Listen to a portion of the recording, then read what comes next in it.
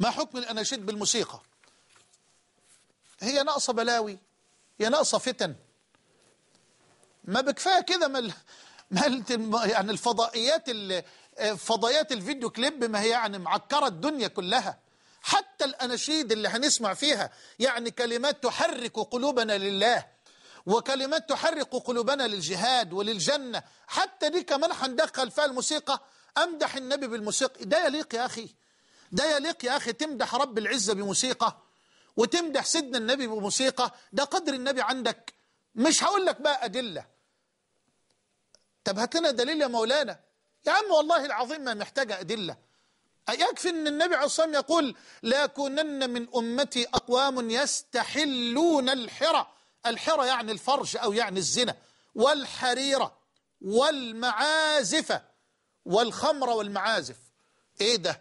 المعازف مقرونة بالبلاوي دي، بالخمر. أيوة، مش عاوزين بقى أقول لك أصل ده يعني إرهاف ومشاعر مرهفة وأحاسيس راقية وبتنمي العواطف. يا عم اتق الله، اتق الله. ده بتنبت النفاق في القلب كما ينبت الماء البقل. معلش أنا مش عارف أنا متوتر ليه ومنفعل ليه، لأن يعني بغار على أولادنا وعلى بناتنا وعلى نسائنا. والله العظيم بغار، أقسم بالله أغار على نسائنا وعلى بناتنا وعلى أخواتنا. ما دي أختي ودي بنتي برضه. على البنت المسكينة اللي عمالة تسمع الأناشيد وتسمع الأغاني، الفيديو كليب والمناظر دي، أنت منتظر منها إيه؟ منتظر منها إيه؟ منتظر من البنت المسكينة في بيئة الشهوات دي إيه؟ أنت عمال تحرك غرائزها وتستثير شهواتها، وكذلك الشباب المسكين اللي عمال يستثار في كل لحظة من اللحظات. ده ينتظر منه أن يكونوا من الأولياء.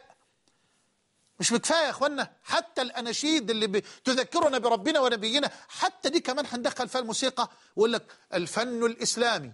يا حبيبي كلمة كبيرة قوي، كلمة تخينة قوي. ما بكفاية يا عمي. فأنا أنصح إخواني وأخواتي ألا يستمعوا إلى هذه الأناشيد لو كانت مصحوبة بآلات العزف.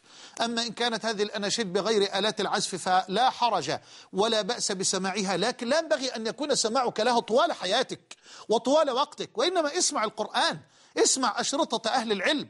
يا أخي وظف وقتك توظيفا يرقيك مع ربك، توظيفا يقربك من الله جل وعلا. فإن احتجت في مدة من الوقت وفي فترة من الفترات، لأن النفس جموح، احتجت أن تسمع نشيدا من هذه الأناشيد فلا بأس ولا حرج.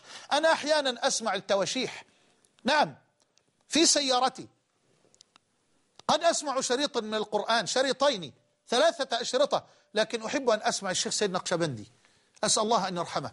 أحب أن أسمع الشيخ طه الفشني، أحب أن أسمع الشيخ محمد عمران. هؤلاء العمالقة الأساتذة، تواشيح جميلة، ابتهالات رائعة، ما دامت كلماتها منضبطة بضابط الشرع من باب الترويع على النفس، فهذا لا شيء فيه ولا حرج فيه. إنما بالموسيقى، أمدح النبي بالموسيقى، إنا الله وإنا إليه راجعون.